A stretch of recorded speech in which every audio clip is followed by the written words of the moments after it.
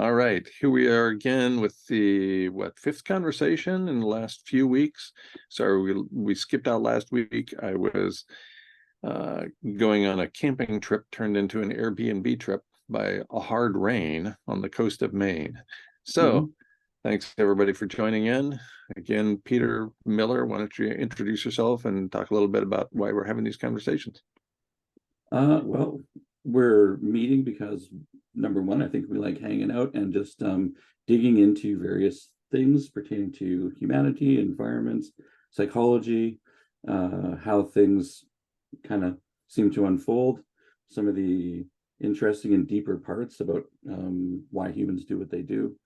So that, and also to share some of my work that I've done in mental health and my offerings that are out there on the internet now for free of charge or donation. I do actually appreciate donations. I'm not a rich dude, and it is hard to keep up with inflation. So, anyway, but I have a free course that I'm offering called Free BPD Course at freebpdcourse.com. And remind us what BPD stands for. It stands for borderline personality disorder, which is a very common condition. It affects millions of people in the world. It's about prevalence is about 5%, I think, in the US or thereabouts. They don't exactly know because statistics aren't perfect, but it's a condition that can often include other conditions like depression and anxiety, trauma, eating disorders, and it has a lot to do with the emotional center of the brain.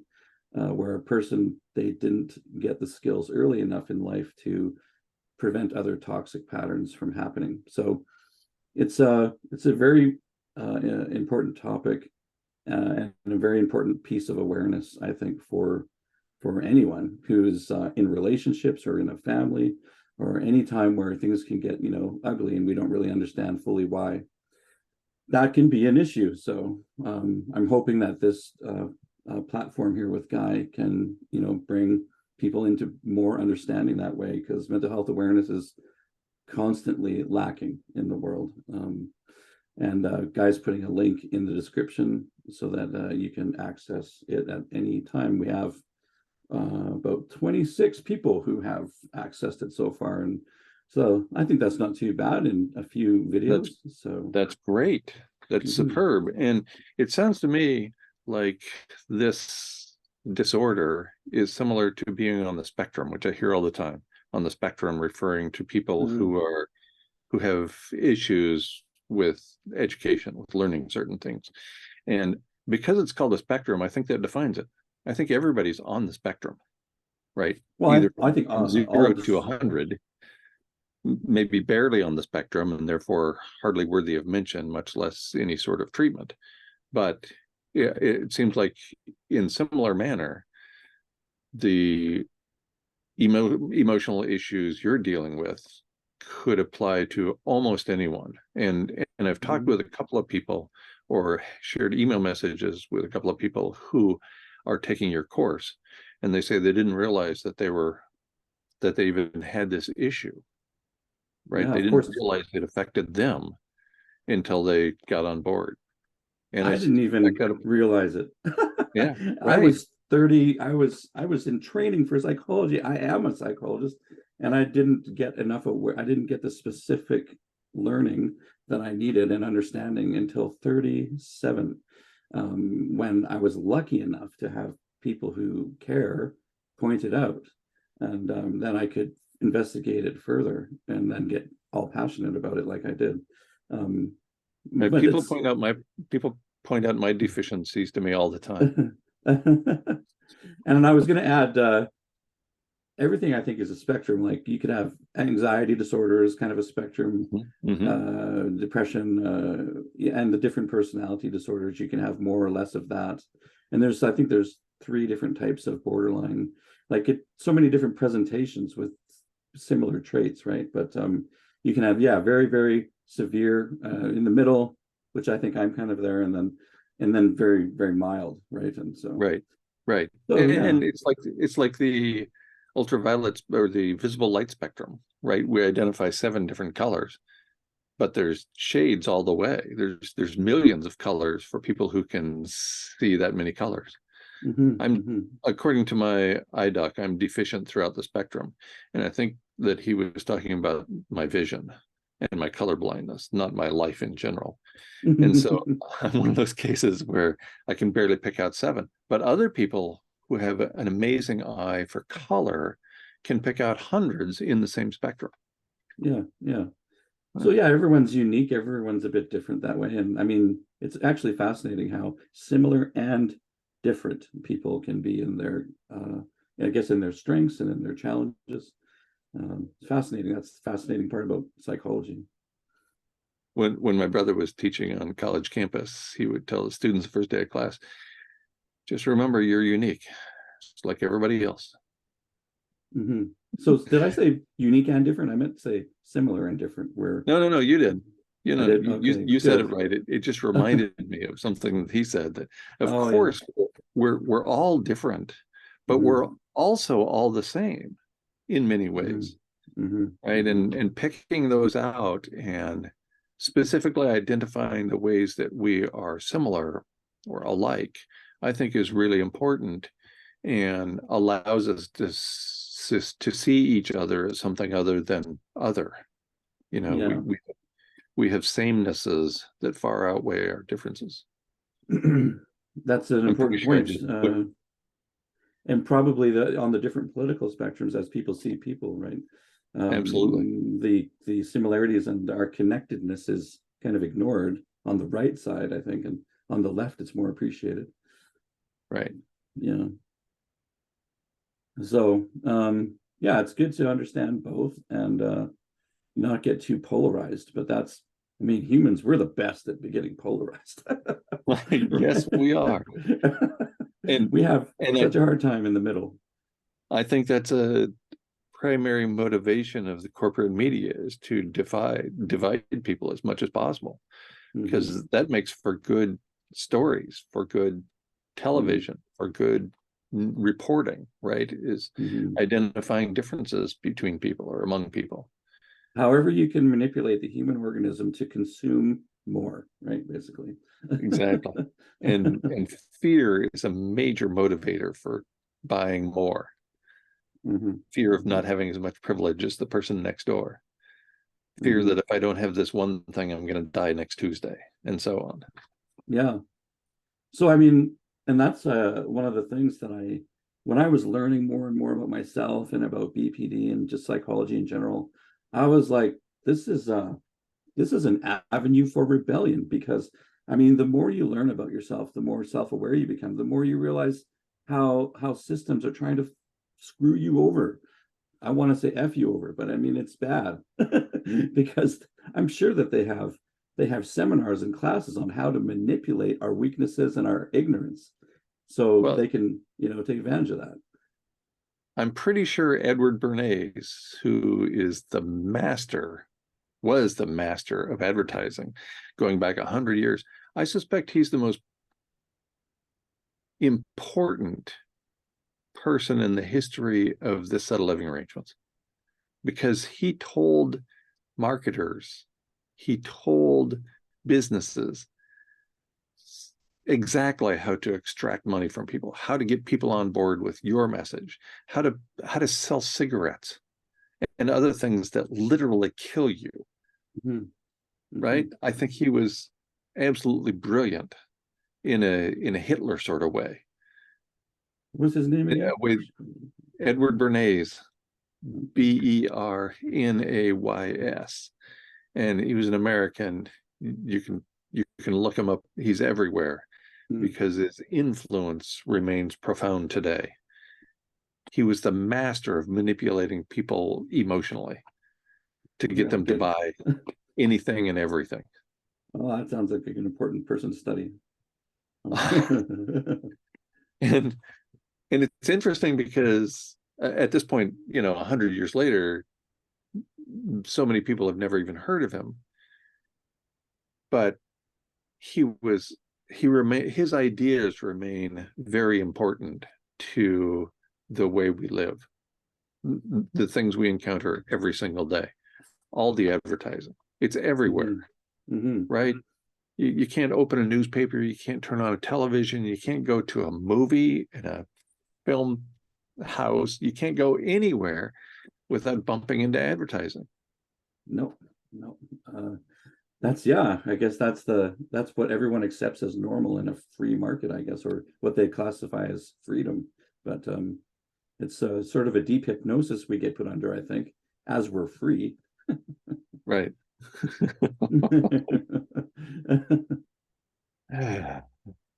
Well, and that's part of it. You know, I think Edward Bernays would agree, were he alive today, that giving people the impression that they are free in every aspect of their lives is an important way of getting them to consume, right? And also that you care about them, and you want to, you know, it's not about business. It's about trying to be the good guy and serving humanity when you're not. I think some people actually do want to serve humanity, but the ones who couldn't care less really want that image too, when they're just lying, really. Absolutely, because I think almost everybody appreciates somebody who is committed to a life of service. This is one of the things I have heard very frequently. I continue to take advantage of these conversations and short videos that I put out, that my partner and I put out, as a means of educating people. This is the service that I can't get myself out of. I thought when I walked away from paychecks all those many years ago, that was it. I was just going to start living a different life, living off grid, being away from people, especially people I didn't like. And I couldn't do it. I couldn't stop teaching because it's just something within me that I can't let out for some reason. I don't know. And you obviously have the same affliction. Very similar, I think. Yeah, I think you're much more willing to get up in front of an audience, where that would freak me out, although I can get into it after my anxiety resolves. But anyway, you've done very well with your presentations, and I really enjoyed watching when you would get in the classrooms and be in whatever civic center you were in or community hall. Those are some of my favorite when I first got interested in this. I probably watched 20 or 30. I don't know. Oh, there were so many, but very well done, of course. And one of my favorite things was listening to the Q&As when you would get someone kind of irritable or, you know, kind of cranky or, you know, and I was like, wow, he sure puts up with that pretty good. Well, 21 years in college classrooms makes somebody have a pretty thick skin. You know, you had answers to offer that would kind of didn't look like you were scared at all most of the time, or at all. That's because I faced all those college students, and they're younger and faster and quicker thinking than I am. Oh yeah, yeah. You were ready for some of the public. Yeah, trained by 20-year-olds. Well, I guess it's, you know, one way to get stronger is to get dragged through the mud, and I mean that's part of what this whole endeavor is about. I think it's interesting, and it's it's even kind of fun, but it's also kind of painful. And I know that you've been exposed to all kinds of vitriol from people, but also appreciation. So yeah, I'm trying to segue into our topic here today. We were going to kind of get into what it's like. I think in the word hypnosis applies here.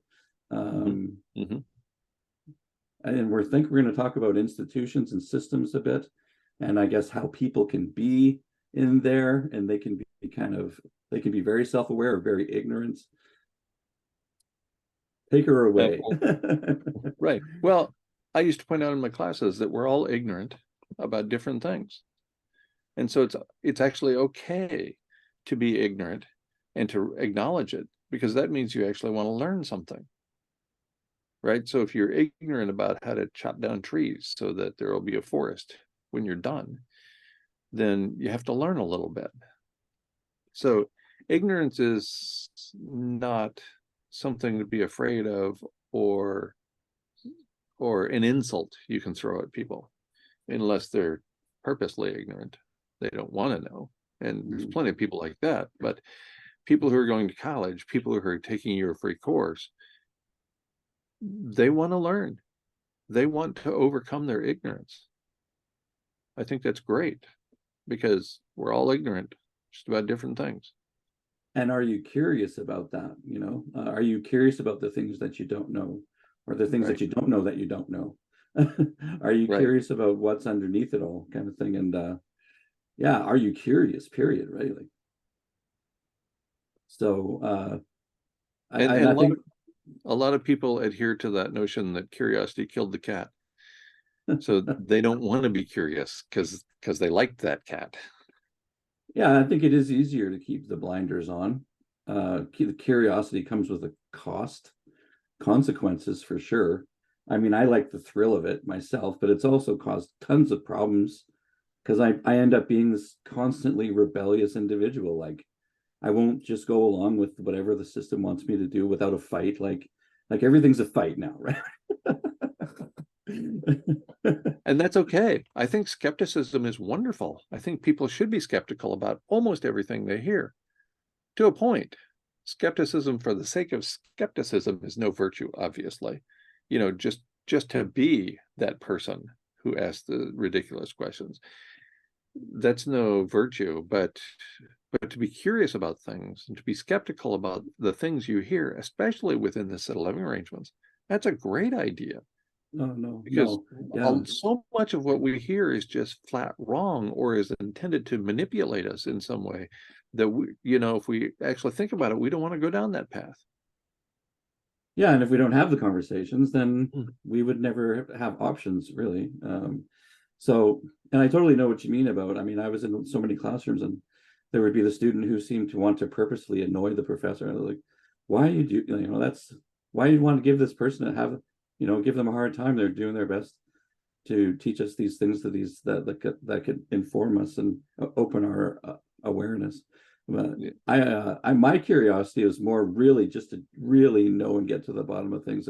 But I guess it could come across as quite annoying, especially in audiences that they just want to continue validating their point instead of digging. But I love to dig into things, and if there's accountability that needs to be had somewhere, then for it to be had. And there's always so much more to learn about almost everything. We don't, you know, as a species, we know so little about the universe, about the multiverse. In fact, we don't know almost anything. And so the curiosity to pursue information, valid, reliable information, is, I think, a wonderful thing to have. And I witness it in far too few people. And the larger system, I think, doesn't like this type of interest. Like they might present that they kind of do, but I'm like, because the experience that I've had, the more inquisitive, the more curious I've been more of a pain in their ass, especially in religion. So like they do not like my questions. Like, I will point things out that just creates so much cognitive dissonance that they would probably love to just punt me out the door. But... Right. I used to encourage my students to do things they had never tried before. Live with a sense of adventure. Tell somebody you love them. And I had this one student, what a jerk he was. And so he had to pipe up every time I said something like this. And so I told the whole class, so do something weird. Tell somebody you love them. And he says, I love you, man. No, not me. Somebody in your life that you actually love. He says, I love you, man. Come on. He was trying to be nice. Making a joke of the whole thing. Yeah. Right? No. Yeah, we should take him outside and, pummel him together. This is what horsewhipping is for. No. Yeah, that kind of sarcasm I find quite disgusting. And it's everywhere. Because it isn't actually being genuine about wanting to learn. It's just about trying to be noticed or whatever, and to try and make a fool of you. So, And I suspect he was the same with everything else he did. Yeah. You know, he had all the answers already. He just needed to get a grade in this class, and that's why he was taking it. He already knew everything. Right. Sounds pretty adolescent-y. Yeah, so the different types of people, I mean, and I mean, part of sharing messages and part of teaching is being exposed to all that, and I guess being willing to endure it, because I mean, there's lots of great people out there too that are very, you know, have a great attitude and want to push things along in this direction as long as we can while we're here, right? Right. I mean, almost every one of my students for 21 years in the classroom, almost every one of my students wanted to save the world, you know, whatever that means, because they were in a field that pushed them in that direction. They selected for it themselves. They wanted to get a degree in wildlife biology. They wanted to get a degree in range science or whatever, because they were interested in making the world a better place for humans and other organisms. And so they were into it. And so it was, with the exception of that person I mentioned earlier, almost all these people were motivated to quote, do the right thing. And so it's wonderful to have those kinds of experiences with young people who are in a position in their lives from here forward to make a difference. To make a difference no matter how small, you know. So they start out with a job with a local National Park Service or Bureau of Land Management or whatever, and they're going out there and they're doing the work. That's great. But then there's the other 99% of society. Yeah, and I think I mentioned this too in a previous episode of ours, that we get put under a spell, so to speak, right?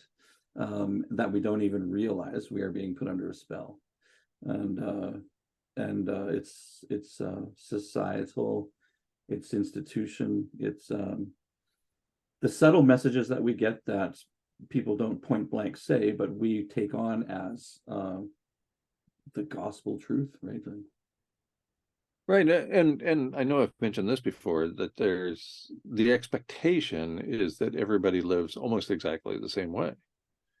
You go to school to some more, you fall in love, you get married, you have 2.5 children, you work until you can't work anymore because your body hurts so bad. Then you retire, you start drawing your pension, paycheck, whatever. And then you start taking care of the grandchildren. You know, so the expectation in this set of living arrangement is that everybody lives pretty much the same life.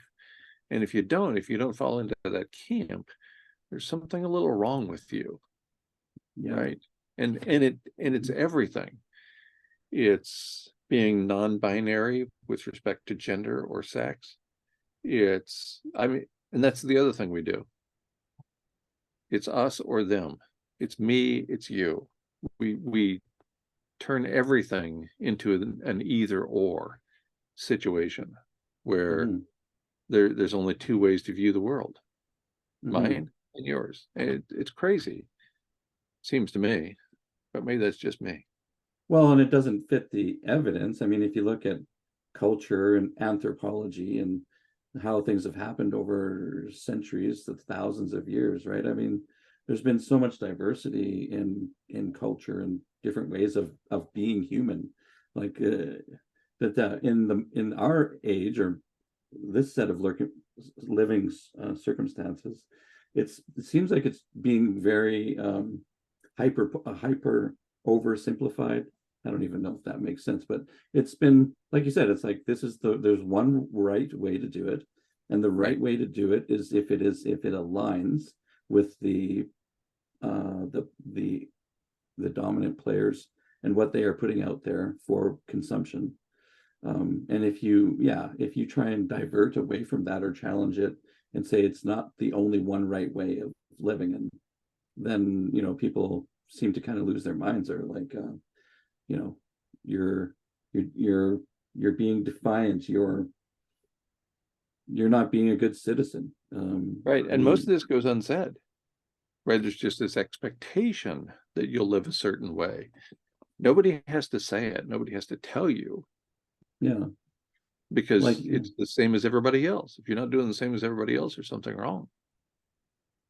it's like, yeah, like you're going to have a car, you're going to drive it lots, you're going to burn lots of carbon, and that's going to be your life. Your life is going to be about kind of like work, right, and burning carbon.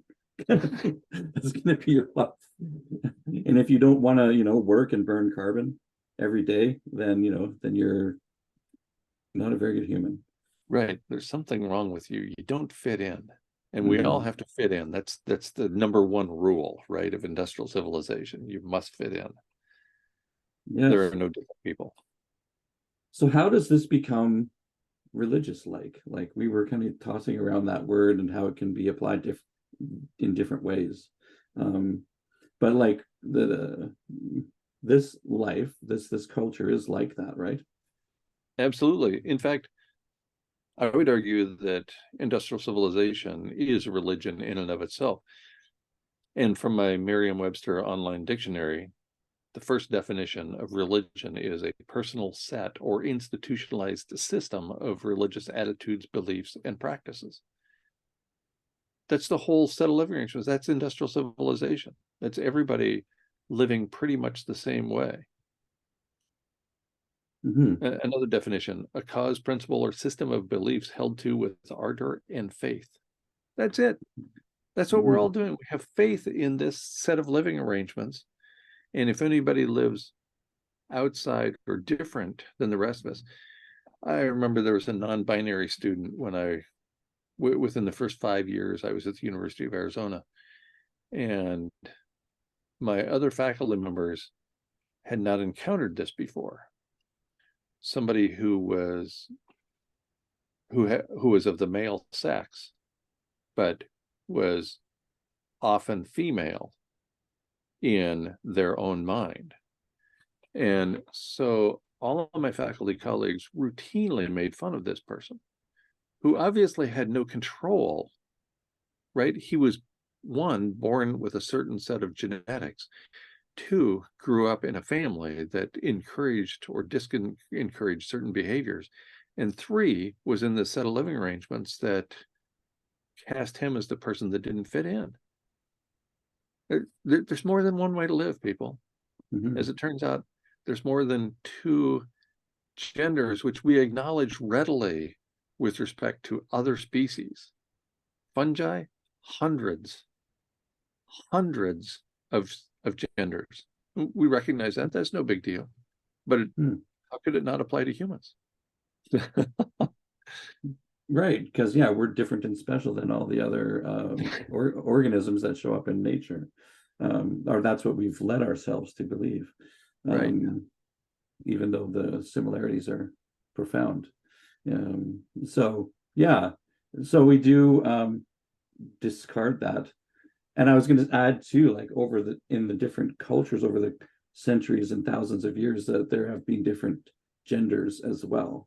So it's not just a modern thing. People like say, oh, it's just something, from the media, and people are being, they're doing it because of the media. No, like I think it showed up in humans all around the world for thousands of years. Absolutely. Many indigenous cultures in North America thought that somebody who was not binary, who was gay, for example, they thought that they were a special kind of spirit, and the rest of the band or tribe looked to them for advice because they had a different way of thinking. Can you imagine if we started doing that? If we turn to people who we've cast as weird for my entire life, and suddenly we just decided, oh, the weird ones, maybe they know what's going on. Let's ask them. Or they might have something special to offer that others don't. Right. Right. I think shamanistic cultures have taken it that way too. So if it seems like someone is like in psychosis a lot of the time, or schizophrenic or whatever, they could be on their way to being a healer, right? So becoming a shaman, they're on that journey. Right. Yeah, I don't know, like I have to understand that better. Yeah, I mean, the whole way that we look at mental health is, I think, it's not the same as a lot of the indigenous cultures. So, But well, of course, because the way we look at everything is couched within this set of living arrangements, within industrial civilization, right? And that has this whole set of beliefs, practices, principles that we all buy into from the day we're born, because we pretty much have to, or else we just don't fit in. And some might even say, yeah, you won't be able to survive or have any quality of life, right? If you don't fit in, if you're not very well adjusted to this set of living arrangements. And I'm trying to, my brain has been spinning since you said, like, how many things do we do or did we agree to that we didn't even realize when we were coming into this world, and like, I think we do make a lot of these unconscious agreements, just by the questions that our caregivers might even ask, like, what are you going to do for a living? Or,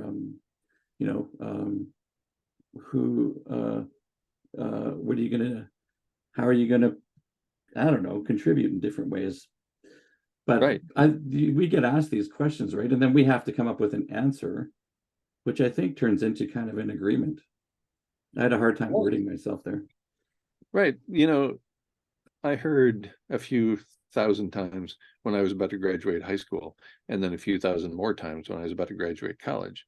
I heard this question, what are you going to do? And what that means is, what kind of work are you going to do? How are you going to be paid to fit in as part of this entire system? Right. And that's just a question that had embedded within it a certain set of assumptions that, of course, when you graduate, you're going to go get a job. Of course, it's going to be a normal job within this set of living arrangements. And you want, of course, to be the best in that field. Right. And that's everybody all the time. Nobody ever told me, my parents never told me when I was growing up, we want you to have a relatively mediocre life, but one that gives you plenty of time to pursue the things you love to do that make you happy and that allow you to blossom with respect to relationships outside of your workplace. No, all I ever heard the whole time I was growing up was, you will be the best in the world at whatever job you do. It's like almost saying, how are you going to be competitive? How are you going to be a competitor? Not like, how are you going to have a nice balanced quality life, and that isn't hyper focused on the money. Like, they never told me to be hyper focused on money, but I sure as shit did become hyper focused. Right. That's one of the things that you don't have to tell people. It's just an assumption. It's built into the system. Everybody knows it. You don't need to talk about it. And my hyper fixation wasn't because I want to have more and more. It was because I want to be able to pay my bills. It was like, I just want to make sure I have enough to pay the bills. Like, right. And my fear was always, and I guess it has been my whole life, is like, am I going to be able to keep my head above water? The whole thing, like, especially since having family, right? Like, how am I going to provide for this thing? Like, right. Well, and that's part of the fear that's built into industrial civilization. Everybody has to be afraid that they're going to be perceived as being different if they do something different or outside the system. Everybody has to be afraid, so they'll work hard and continue making millions of dollars for 25 people, and so on. It's crazy. I might have mentioned this before, and I don't mean to sound like an advertisement, but there's this series, I don't even know what platform it's on, called Ted Lasso. And Ted Lasso is a coach played by somebody I'm not very good with names, especially when it comes to actors. And this coach is brought to England to coach what they call football, which is soccer, based on his having been a mediocre coach in football in the United States. So, and Ted Lasso says, the star character says repeatedly something like, it's not whether you win or lose, it's how you play the game. Well, I heard that 20,000 times at least when I was a kid, but nobody believed it. Right. Nobody ever actually believed it when they told me it's not whether you win or lose, it's how you play the game. What they really meant was you better win. Winning Right. is everything. And so this series, which only lasted for, I don't know, 3 seasons maybe, had this individual telling his players that it's how you play the game. Holy cow, if I'd have seen that, if I'd have come across that mentality when I was a kid, I wouldn't have chronic back pain that sends me to the spine doctor. I wouldn't have all these horrors going on with my physical body at the age of 63. Yeah. It's almost like it's virtuous to sacrifice your health. And Absolutely. I see this a ton in my work. I mean, almost everybody is unbalanced that way because they are so afraid or they're so ambitious, whatever is, so they end up favoring all of their energy to their pursuits, right? Or to caring for others. It often gets unbalanced that way. Of course. But quite often it's career and income and trying to stand out and be a competitor. And us mental health people, like the people who like competition, I don't think they like us very much because we're always like, you need to compete less. You need to take care of your health more, right? And Right.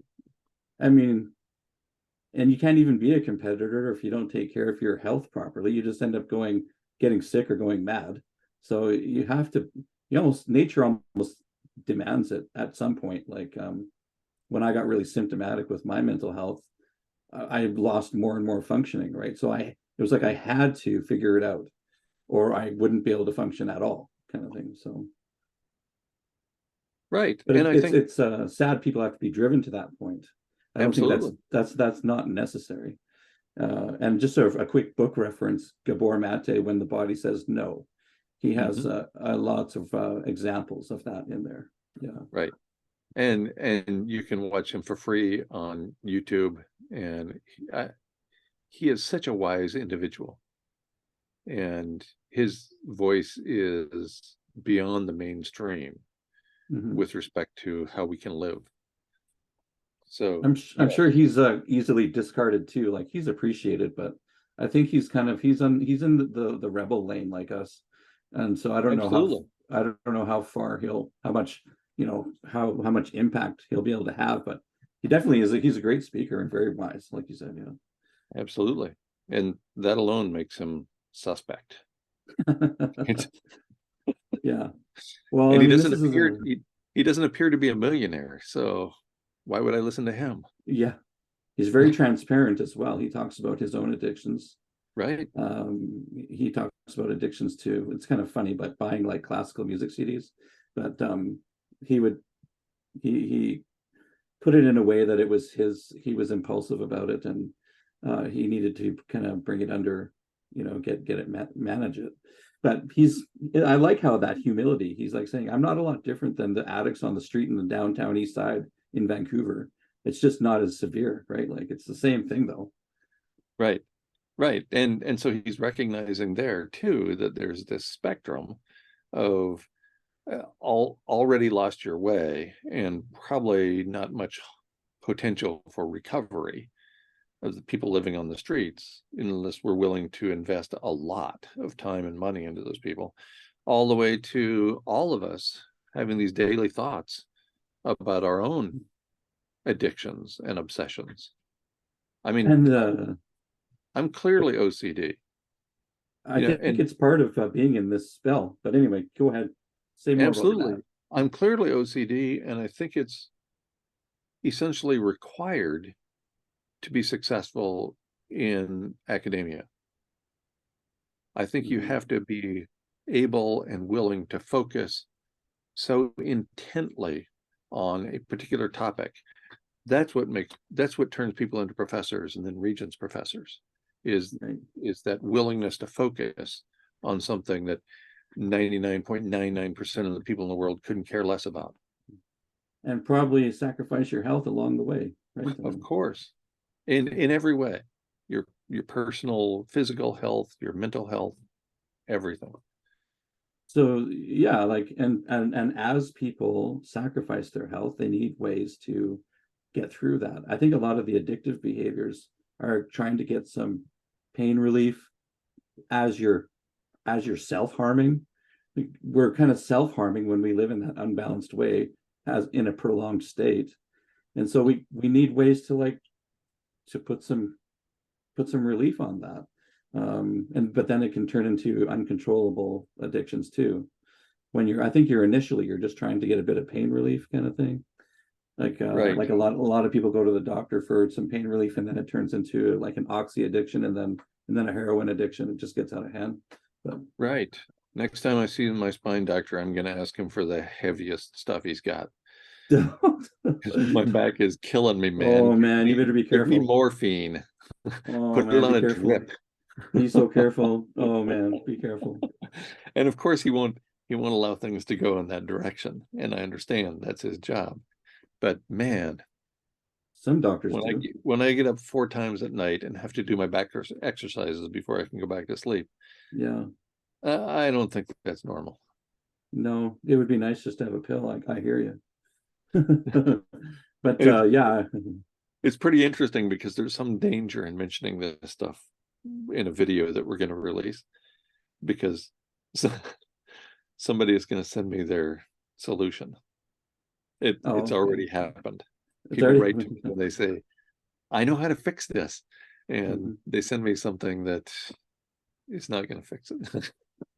Just trying to help. That's the yeah, Right. the And I that's understand. nice. And so I'm willing to try almost anything at this point, as long as Yeah. it's not illegal or harmful to somebody else. Right. Yeah. So if you send me whatever it is, I'm going to consume it. Right. But I know it's not going to work. And maybe that's the anti-placebo effect having its say. But but come Maybe. on. You can't tell me that your mix of this, that, and the other thing is gonna fix my bone on bone for 3 vertebrae in my lower back. I'm just not buying that. But I'll try all, it anyway because all I'm you need desperate. is all you need is castor oil. Just to drink castor oil. A bottle a day, and you Yeah. won't be thinking about anything else. I heard that one recently. I heard that one recently. But yeah, there's so many possible, I guess, ways to try and treat things, all the way from pharmaceutical to natural. And every people try everything because Right. in the system that we're in, when we're trying to either just keep our head above water or be the best competitor, we end up in a state of disrepair, dysfunction, disease, and we need some relief. But so it's like I think a person needs to say, I'm not going to live in this pattern anymore. Like, you need to kind of put your foot down at some point. You need to get angry, like what's his name said in that movie Network, right? Like, you need to Right. get angry. Like, I'm not going to do this anymore. I'm not going to, like, I'm mad as hell give and I'm not going to take it anymore. mad as hell. Yeah. What was his name? Anyway, can't remember, but I love that some of his performances from that movie. Mm-hmm. Um, and I did kind of the same. I said, like, when I started learning more about my mental health, I'm like, uh, there were some patterns in my life. I said, I'm not giving myself up that way anymore. Like, I'm not going to give myself to the system in that way anymore. Like, I'm not going to work more than 8 hours in a day, for example, or on things that I don't really want to do, kind of thing. Like, I'm saying no. Right. Right. It's Mm, interesting you bring that up because when I was on campus, that was the expectation. Right. And so I used to tell my graduate students, my graduate advisees, that if you're not working 12 to 16 hours a day, you're really not putting in the appropriate amount of effort. And I look back now and I think I'm insane. Why didn't somebody just slap me upside the head when I was saying that? Right. well, Because that's what I was doing. And that's how I got to be in that position. right. And so I was just telling them what it takes. But that's crazy. Well, you were just trying to help them stand out and be a competitor, right? Like, if you don't work hard enough, you can't compete, like with Right. the elite in whatever field you're in. Which is what I learned from my parents and the whole culture around me. Mm-hmm. It didn't Mhm. work. So it's It basically sacrifice your health so that you can be a winner in the monetary system, basically. And that's what we're doing to Earth as well. It's sacrifice Earth so that you can have privilege for a short period of time. Um, is it any different, you know?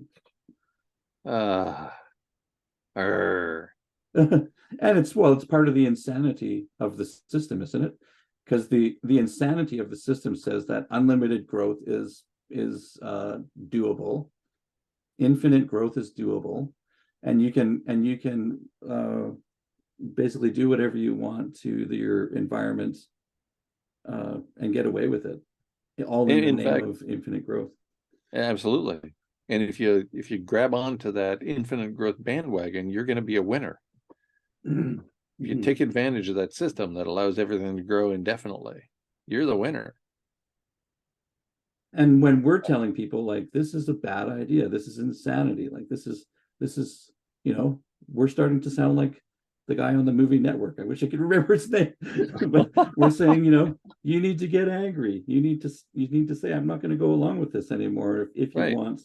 you want to have even a portion of your health that you We're maintain. we're the old men. We're the old men standing on the street corner carrying the sign that says the end is near. Sort Right. of, yeah. Or the end of your health is near. The end of Right. your sanity is Absolutely. near.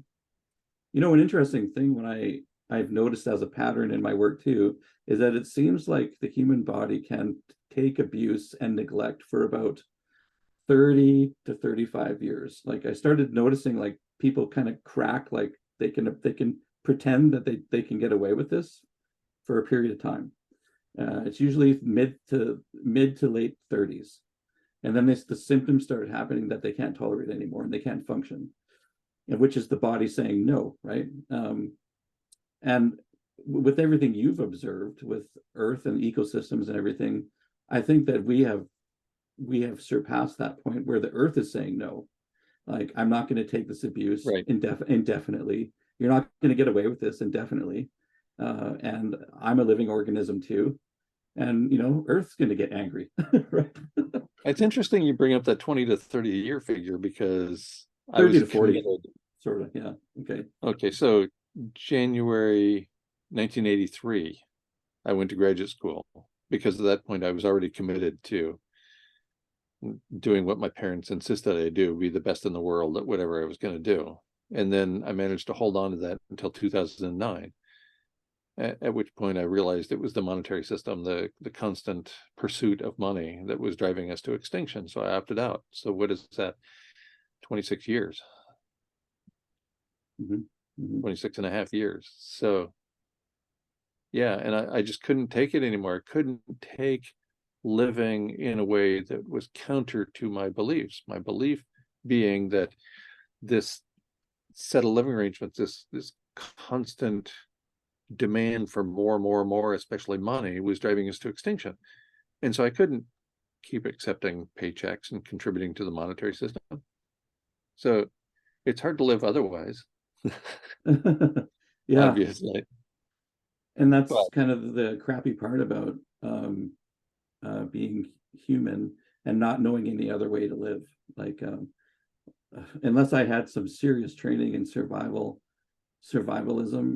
and building up the strength in my being to be able to do that, like I'm dependent on this monetary system, right?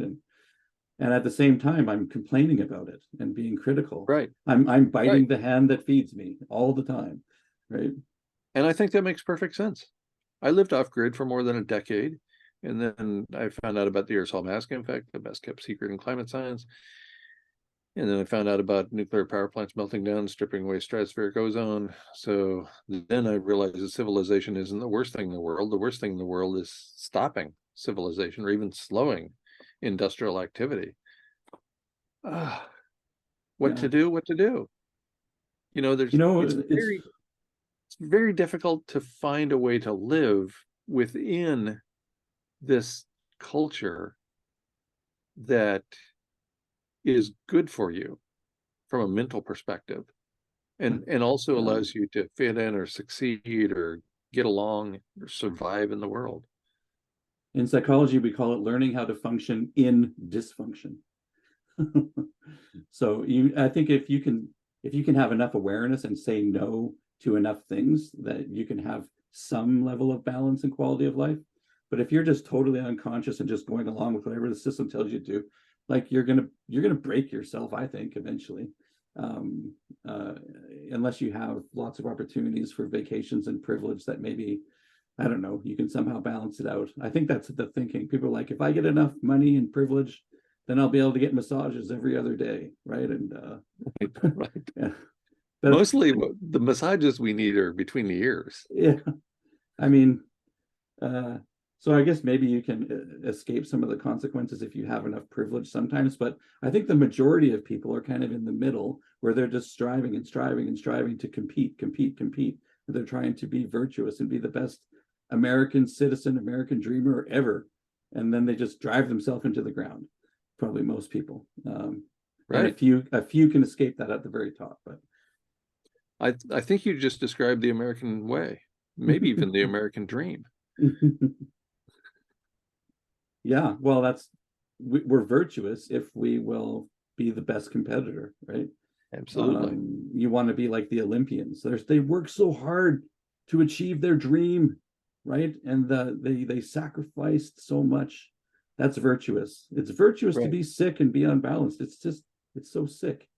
Absolutely. Yes, it is. I don't know how else to conclude it. And I did remember that guy's name. It's Howard Beale.